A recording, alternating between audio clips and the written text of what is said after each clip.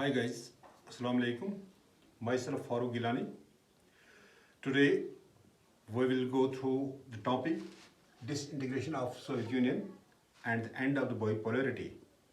What happened after there was a painful transition from authoritarian socialist system to the democratic capitalist system, what we know as shock therapy.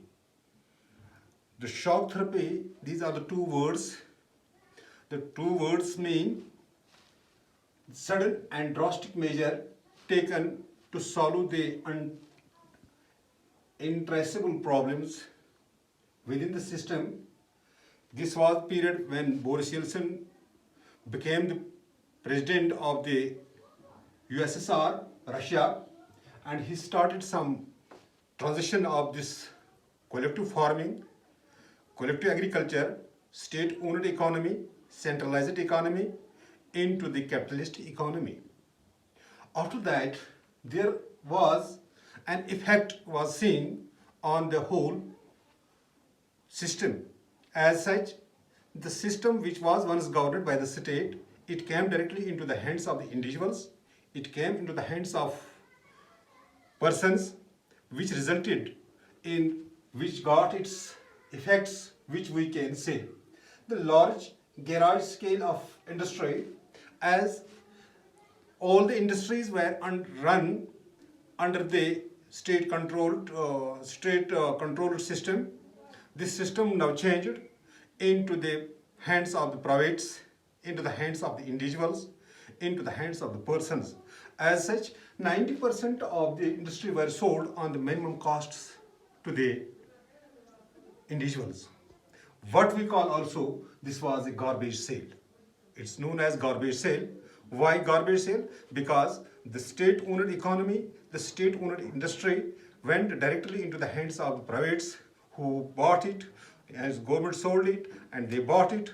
As such, it resulted that all the industries came in the hands of the individuals and the capitalist system started within the Russia. Likewise, there was degradation of currency. The Russian currency got devalued. Ruble, the Russian currency got devalued throughout the world. It could not manage the affairs of its people. Number third, there was inflation. Once all the industry came in the hands of privates, in the hands of individuals, they manufactured the things at their own and they decided their market prices by their own, which resulted in the inflation of within the rates, hike in the rates, hike in the goods, hike in the commodities, all the things. Now these things became unaffordable for the Russian community. Likewise, its another effect was withdrawal of subsidies. Once there were the government was running the industry, government was running the markets. As such, several things, several subsidies were granted to the people of Russia. As the emergence of the capitalism, as they have got capitalism as the state rule, capitalism as their ideology, all the things were now decided, all the rates, all the commodities, all the eatables, they were now decided by the markets. Now the market economy came there, which resulted in the inflation of the prices and withdrawal of the subsidies. Now the individuals, now the privates did not grant those type of subsidies to the people who were there living in Russia. Likewise, there was a mafia emerged when the controlled economy, when the state controlled economy gone in the hands of the privates, individuals. They now, what they decided, a mafia became there. The people who were rich, the people who were rich, the people who were wealthy, they purchased the industries, they decided the market prices. As such, a mafia resulted there. By virtue of that, the gap between the rich and the poor emerged. Likewise, disparity between rich and poor, the gap widened between rich and poor. The poor who was not in position to afford all his living commodities, the poor who were not to manage out of their pockets how to buy their eatables, how to buy the clothes, how to make their homes. As such, the mafia emerged there, who controlled the economy.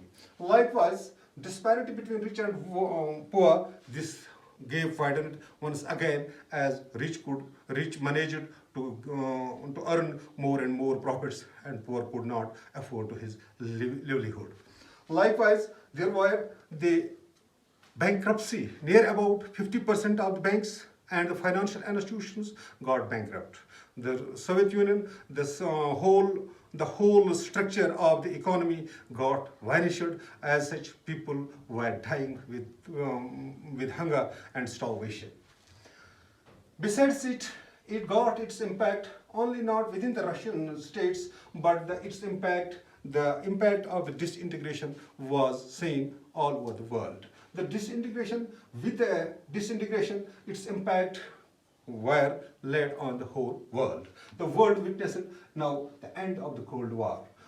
By end of the Cold War, during the Cold War, there was massive arms and ammunitions were gathered by the people, especially by the socialist power, to counter the capitalist power. And so became in the fray, to remain within the fray, they tried to give complete counter to the capitalist bloc. As such, the arms and ammunitions, most of the Cold War period remained busy, both powers remained busy in having more and more arms. Besides having some arms treaty, having some disarmament treaties, but there was to strengthen their forces, to strengthen their military, to make them might, they tried. Now this period got ended. As such, there was the end of the Cold War. Now there was no USSR, now it was Russia which took the seat of the USSR. Likewise, there was the end of the bipolarity, as the socialist system got completely vanished, broken down. Nothing remained there. The people now watched only one ideology, that is the capitalist ideology. So there was the end of the bipolarity, which was from 1945 to 1990. It resulted that there remained only one hyperpower, what we call unipolar system, or what we call the domination or the dominance of USA. Likewise, there was the end of the ideological conflict. The ideological conflict on the basis of socialism and on the basis of capitalism, two blocks emerged there. When the resultant was that Soviet Union got disbanded, Soviet Union got disintegrated. As such, only one ideology remained there, what we call the ideology of capitalism. Now, the emergence of new states, we know that Russia, including with other 14 republics, got divided. They emerged as new countries. They became the members of the UN. They became the members of other pacts. Now there was the emergence of new states. Likewise, this was the impact of the disintegration of Soviet Union within the world. Today, we will, besides knowing the shock therapy, besides knowing the impact of the disintegration, today we will know another thing: what were the relations between India and Russia during the during the Cold War period and after the Cold War period. Before or within the Cold War period, there were political, economical, military, as well as cultural relations between India and Russia.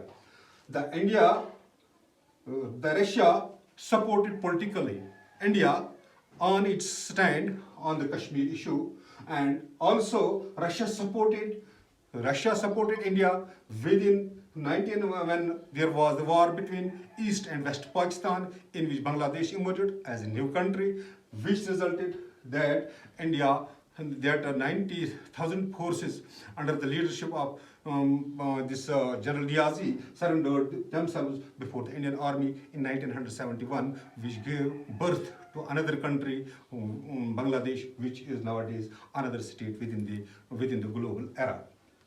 Likewise, economic relations.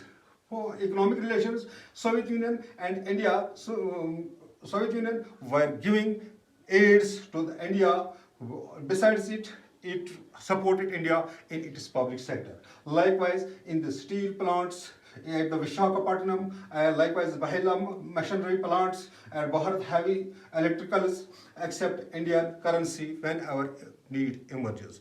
Soviet Union was in support of India at all the times. It provided India all the technology, all the goods which India needed, besides giving armies and ammunition, machinery or technology to India. It provided it heavy support for its iron industry, for its steel industry, by which India became one of the developing countries. Likewise, through the point of military, Soviet Union and India were having the principle of, Soviet Union was the principal supplier to Indian for giving its arms and ammunitions. Also military technology and collective security. Collective security, military technology, arms and ammunitions, India was receiving from Soviet Union, as Soviet Union was its principal supplier.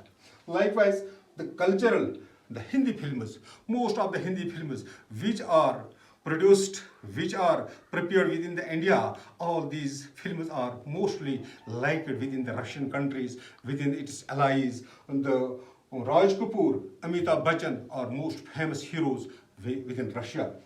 So these were the relations which were during the Cold War, with India having with USSR. Also, always Soviet Union, USSR remain at the back of India in the United Nations Security Council, in the United Nations General Assembly, to put forth its demands of whatsoever it was putting forth before the General Assembly, before the Security Council. Soviet Union was at its back. But after the collapse of Soviet Union, what was India's role?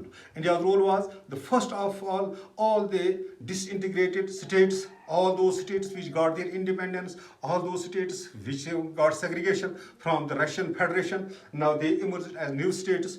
India was the first country to recognize their independence and accepted them as the members of CIS, Commonwealth of Independent States.